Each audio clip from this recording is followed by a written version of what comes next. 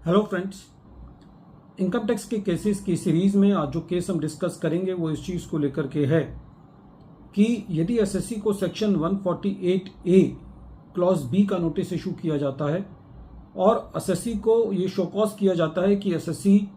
ये बताए कि एसएससी को सेक्शन 148 का नोटिस क्यों ना इशू किया जाए और एसएससी को रिप्लाई करने के लिए 7 दिन से कम का टाइम दिया जाता है,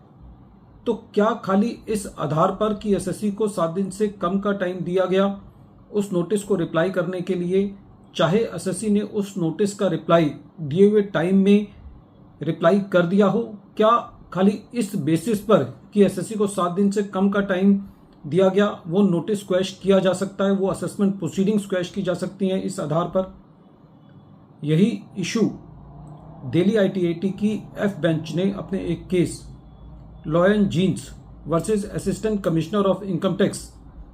के केस में डिसाइड की और ये केस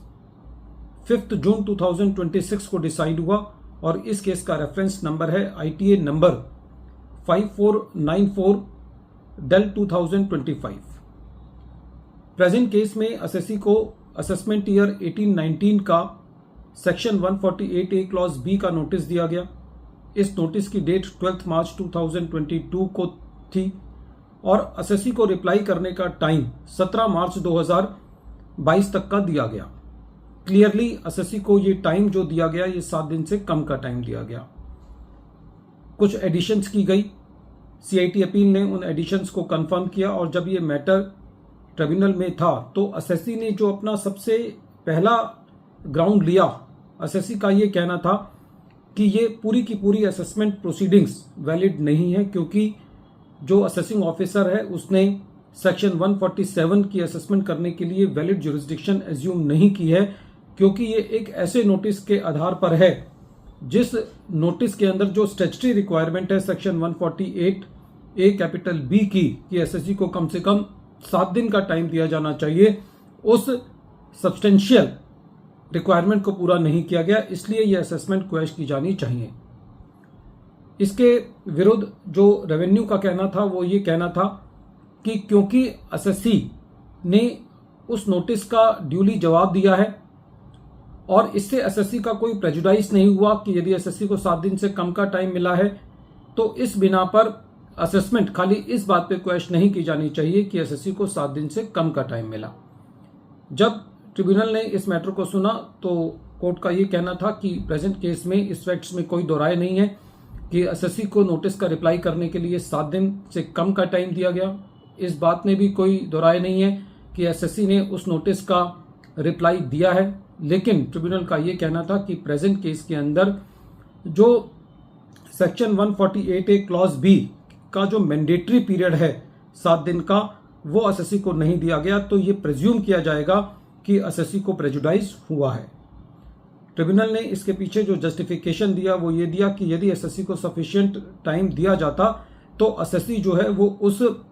शो कोज नोटिस का प्रॉपर या एडिक्वेट रिप्लाई दे पाता। प्रेजेंट केस के अंदर ट्रिब्यूनल ने ऑनरेबल दिल्ली हाई कोर्ट के एक judgment Shri Sai cooperative theft and credit society limited versus income tax officer पर रिलाई किया। ये जजमेंट 12 मई 2022 का है और ये केस 447 आईटीआर पेज नंबर 350 पर रिपोर्ट हुआ था। फ्रेंड्स, ये केस बहुत इंपॉर्टेंट है क्योंकि बहुत सारे केसेस में ऐसा देखने को मिला है कि जहां पर एसएससी को 7 दिन से कम का टाइम दिया गया तो खाली इस बेसिस पर कि एसएससी को 7 दिन से कम का टाइम रिप्लाई देने के लिए दिया गया, ट्रिब्यूनल ने इस असेसमेंट को क्वैश किया और जो असेसमेंट को क्वैश किया उसको दिल्ली हाई कोर्ट के जजमेंट को बेस लेते हुए किया गया, जिसमें न कि खाली दिल्ली हाई कोर्ट ने उस नोटिस को क्वैश किया था बल्कि रिमांड बैक नहीं किया था, कि जहां पर जनरली कई बार रेवेन्यू को एक सेकंड इनिंग्स का मौका दे दिया जाता है, तो प्रेजेंट केस में खाली 7 दिन का टाइम ना देने पर चाहे एसएससी ने उसका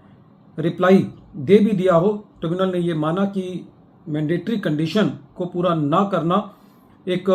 इस बात को दिखाता है कि ये एजम्पशन देता है कि एसएससी को प्रेजुडाइज हुआ है और असेसमेंट को क्वैश किया। वीडियो के अंत में एक बार फिर मैं केस का नाम रिपीट कर रहा हूं। केस का नाम है lion jeans versus assistant commissioner of income tax और ये केस